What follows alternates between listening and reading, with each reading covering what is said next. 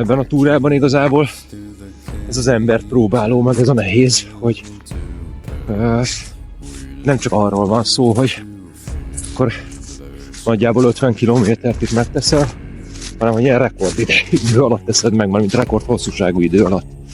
És ez vesz ki nagyon sokat, meg hogy alkalmazkodni itt a másik tempójához. Viszont ebben meg egy olyan pozitívum van, hogy ez egy olyan bajtársi érzést kelt fel, hogy komfortzónádon kívül szar körülmények között,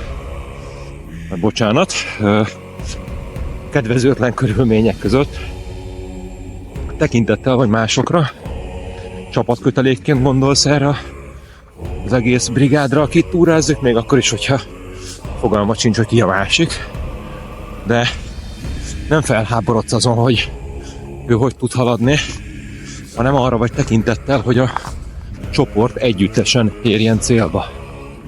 És ez megidézi egy kicsit a 80 évvel ezelőtti események hangulatát.